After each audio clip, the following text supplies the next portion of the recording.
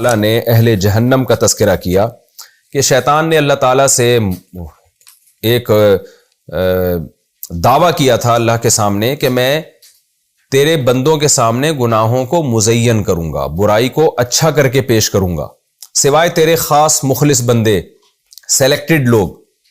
تو اللہ میاں نے بھی کیا شیطان سے کہا تھا کہ ٹھیک ہے، تو جن جن کو گمراہ کرے گا میں تجھے موت تک مہلت دے رہا ہوں، قیامت تک مہلت دے رہا ہوں، جن جن کو بھی تو گمراہ کرے گا تجھ سمیت ان سب کو میں جہنم میں ڈال دوں گا۔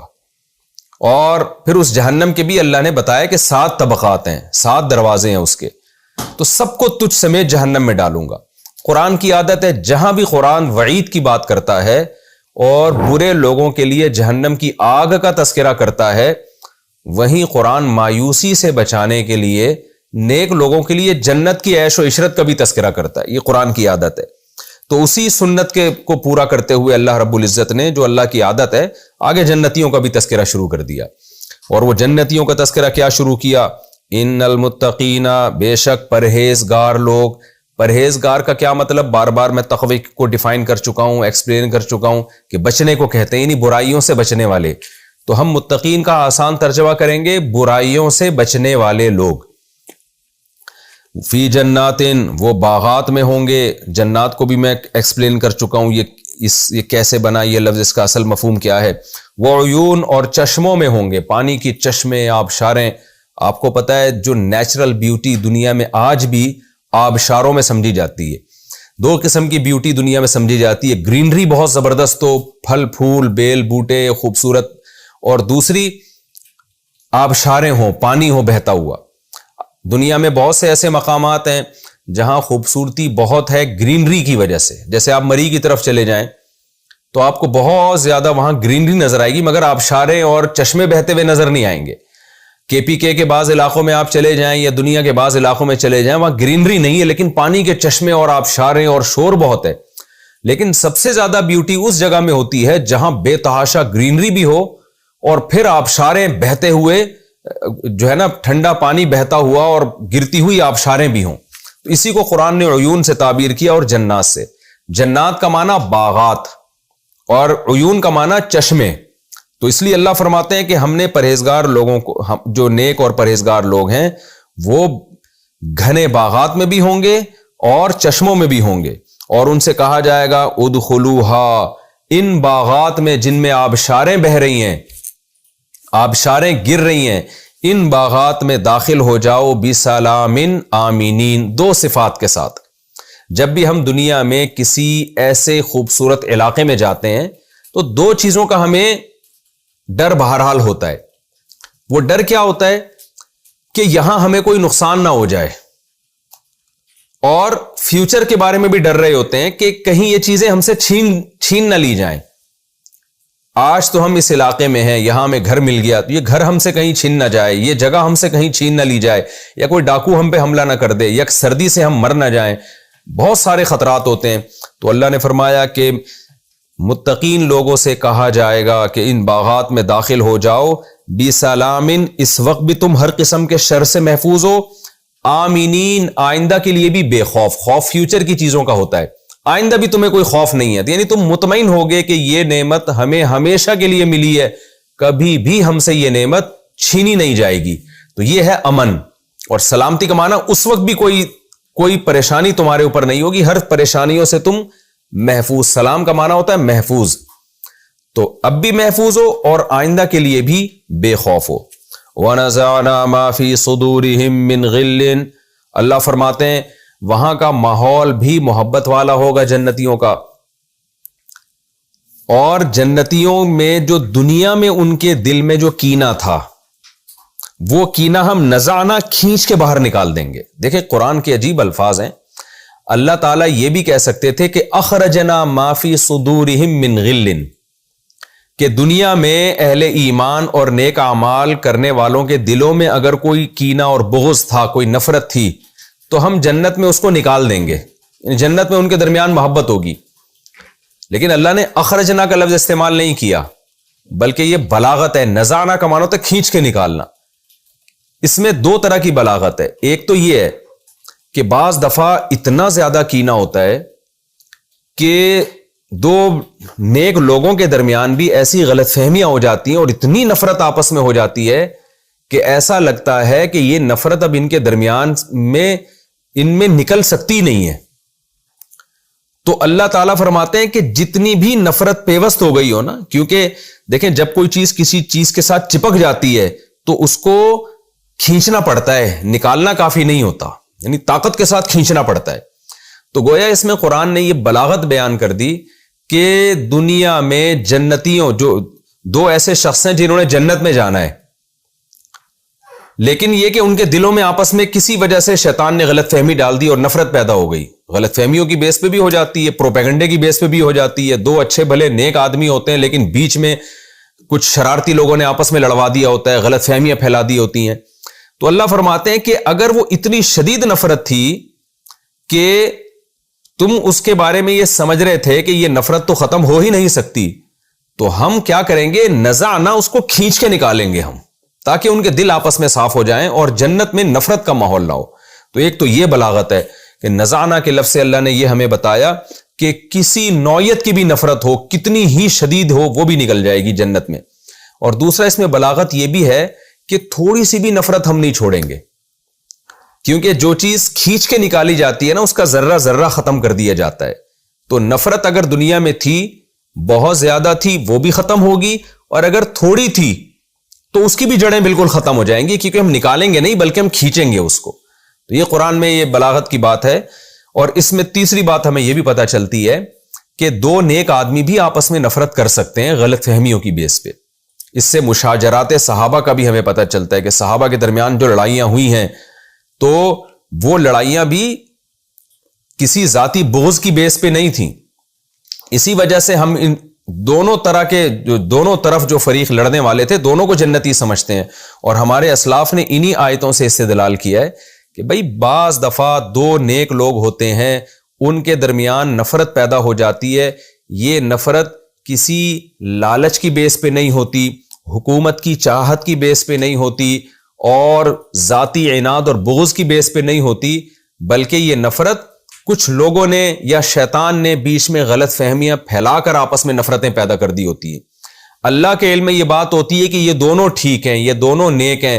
لوگ لڑا نہیں دیتے. حدیث میں آتا ہے کہ شیطان اپنا تخت جو ہے پانی پہ بچھاتا ہے اور پھر وہ شتونگڑوں سے پوچھتا ہے کہ تم نے کیا کیا. ایک شیطان آ کے بتاتا ہے میں نے محبت کرنے والے میاں بیوی تھے، ان کے درمیان نفرت ڈال دی، اور ایسی نفرت ڈالی کہ طلاق دلوا دی. تو شیطان خوش ہوتا ہے اور اس کو گلے سے لگاتا ہے. تو اس سے صاف پتہ چلتا ہے کہ بعض دفعہ دونوں میاں بیوی میں لڑائی ہو جاتی ہے، حالانکہ دونوں نیک ہوتے ہیں. لوگوں نے غلط فہمیاں پھیلا دی ہوتی ہیں، رشتہ داروں نے غلط فہمیاں پھیلا دی ہوتی ہیں، بعض دفعہ دوستوں میں نفرت ہو جاتی ہے، بعض دفعہ دو علماء میں نفرت ہو جاتی ہے، حالانکہ دونوں نیک ہیں لیکن غلط فہمیاں پھیلا دی جاتی ہیں. تو اب اللہ تعالیٰ نے چونکہ قیامت کا دن انصاف کا دن رکھا ہے، اللہ کے علم میں ہے کہ یہ دونوں مخلص ہیں، ان کے درمیان نفرت کسی غلط فہمی کی بیس پہ ہوئی ہے، لوگوں نے ان کو لڑوایا ہے. تو قرآن کہہ رہا ہے کہ ہم ان دو نفرت کرنے والوں کے دل میں بھی جنت میں محبت پیدا کر دیں گے، اور ان کے درمیان جو بھی نفرت تھی، بغض تھی، اس کو ہم کھینچ کے نکال دیں گے.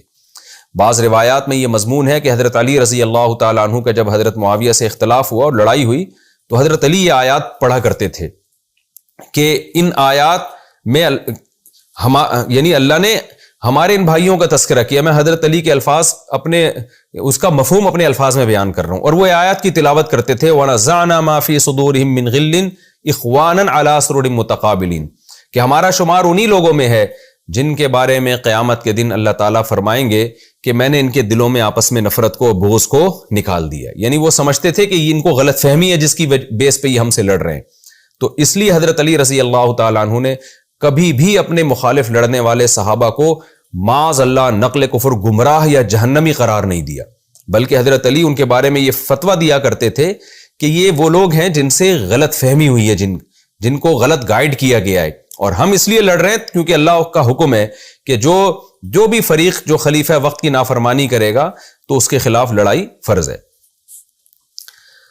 تو آگے اللہ تعالیٰ فرماتے ہیں اخواناً، نفرتیں بھی نکلیں گی اور محبتیں اس کی جگہ قائم ہو جائیں گی. وہ محبت کیسی کہ بھائی بھائی بن کر علی سرورین، جنت میں تخت پہ بیٹھے ہوئے ہوں گے، متقابلین، ایک دوسرے کے آمنے سامنے بیٹھے ہوں گے. جیسے جو شاہی رواج ہوا کرتا تھا اس زمانے میں.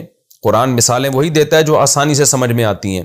پہلے زمانے میں لوگ بڑے بڑے تخت لگا کے، بادشاہ لوگ اونچے اونچے قالینوں پہ بیٹھا کرتے تھے، تختوں پہ بیٹھا کرتے تھے. آج بھی آپ نے دیکھا ہوگا کہ آپ جب آبادی سے باہر نکلتے ہیں تو ہوٹلوں نے بڑے بڑے تخت لگائے ہوئے ہوتے ہیں گاؤ تکیے کا. تو وہ جو نیچرل انداز ہے نا بیٹھنے کا، آج بھی انسان کو زیادہ سکون اسی میں ملتا ہے. میز کرسیوں کے بجائے اس میں انسان کو آج بھی زیادہ سکون ملتا ہے. تو اللہ نے جنت میں اسی کا تذکرہ کیا. فرمایا لا یمسہم فیہا نصب، ان کو نہ اس جنت میں کوئی تھکاوٹ مصیبت پہنچے گی. وما ہم منہا بمخرجین، اور کبھی بھی اس سے نکالے نہیں جائیں گے. یہ سب سے بڑی نعمت، ہمیشہ اس میں رہیں گے. اللہ نے جنت اور جہنم کے یہ واقعات بیان کر کے پیغمبر صلی اللہ علیہ وسلم کو حکم دیا کہ آپ میرے بندوں کو بتا دیں کہ انہوں نے میرا عذاب بھی سن لیا جہنم کا اور میری نعمتیں بھی دیکھ لی. لہذا ان دونوں باتوں سے جو ثابت ہوتا ہے وہ یہ ہوتا ہے کہ میرے بندوں کو بتا دیں وَنَبِّ عِبَادِي أَنِّي أَنَا الْغَفُورُ الرَّحِيمُ، میرے بندوں کو بتا دیں کہ بے شک میں غفور بہت زیادہ معاف کرنے والا، الرحیم اور بہت زیادہ رحم کرنے والا ہوں. یعنی میری جنت سے اندازہ لگا لو، جو میں جنت کی نعمتیں بیان کر رہا ہوں اس سے پتہ چلتا ہے میں رحیم کتنا ہوں، اور غفور سے پتہ چلتا ہے کہ اب تک اگر تم نے توبہ نہیں کی ہے اور جہنم والے اعمال کر رہے ہو تو میں غفور بھی ہوں، آج توبہ کر لو، سب معاف کرنے کے لیے تیار ہوں. ہوتا یہ ہے نا کہ جیسے قرآن نے جہنم کی آیتیں بھی ذکر کی، جنت کی بھی ذکر کی.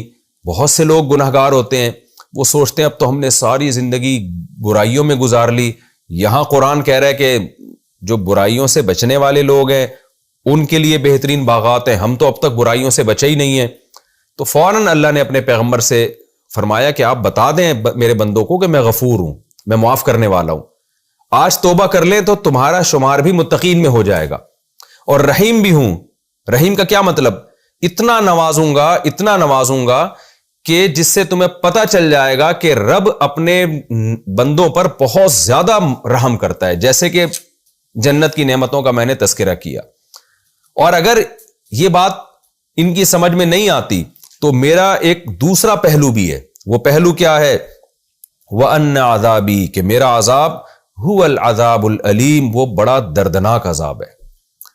اگر میری طرف آنا چاہیں گے تو جتنا کریں گے اس سے کئی گنا زیادہ دوں گا، اور اگر مجھ سے دور بھاگیں گے تو میرا عذاب بڑا دردناک عذاب ہے.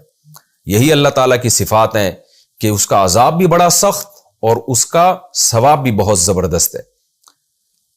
یہاں بھی قرآن کی بلاغت ہے. دیکھیں جب اللہ نے ثواب کا تذکرہ کیا تو کیا فرمایا؟ انا الغفور الرحیم، میں مغفرت کرنے والا، میں رحم کرنے والا. اس کا تقاضا یہ تھا کہ جب عذاب کا تذکرہ آتا تو پھر یوں ہوتی آیت کہ انا المعذب المولم، کہ میں عذاب بھی بہت سخت دیتا ہوں، میں معاف بھی بہت کرتا ہوں، رحم بھی بہت کرتا ہوں، اور میں عذاب دینے والا بھی ہوں.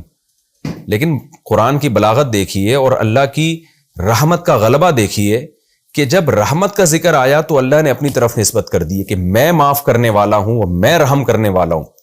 لیکن جب عذاب کا تذکرہ آیا تو یہ نہیں کہا کہ میں دردناک عذاب دینے والا، بلکہ کہا میرا عذاب دردناک ہے. یعنی میں ہوں نہیں عذاب دینے والا، دیتا ہوں تو بہت سخت دیتا ہوں. یعنی صفت تو میری یہی ہے کہ میں بندوں پر رحم بھی کرتا ہوں، معاف بھی کرتا ہوں، یہ تو میری صفت ہے، میری عادت ہے. تو یہ نہیں کہا کہ یوں اللہ تعالیٰ فرماتے نا کہ نبی عبادی ان رحمتی کبیرتن، میرے بندوں کو کہہ دیجئے کہ میری رحمت بھی بہت بڑی اور میرا عذاب بھی بہت بڑا. تو دونوں آیتیں ایک جیسی ہو جاتی. یا اللہ اس کے برعکس یوں فرما دیتے کہ میرے بندوں سے کہہ دیجئے کہ میں مغفرت کرنے والا بھی ہوں، رحم کرنے والا بھی ہوں اور عذاب دینے والا بھی ہوں، تو بھی دونوں آیتیں سیم ہو جاتی. لیکن جہاں مغفرت اور رحمت کی بات آئی آیت کا انداز کچھ اور ہے، جہاں عذاب کی بات آئی تو انداز کچھ اور ہے. جب مغفرت اور رحمت کی بات آئی تو میں یوں کرتا ہوں، عذاب کی بات آئی تو میں عذاب دیتا ہوں، یوں نہیں کہا بلکہ میرا عذاب دردناک ہے. تو علماء نے اس میں بھی بلاغت کا ایک نقطہ ذکر کیا ہے کہ اللہ اس عذاب کی نسبت اپنی طرف کرنے کو پسند نہیں کر رہا کہ میں عذاب دینے والا ہوں، بلکہ گویا کہ ایک عارضہ ہے جس کی وجہ سے مجھے عذاب دینا پڑ جاتا ہے، تو پھر وہ بڑا سخت عذاب ہوتا ہے.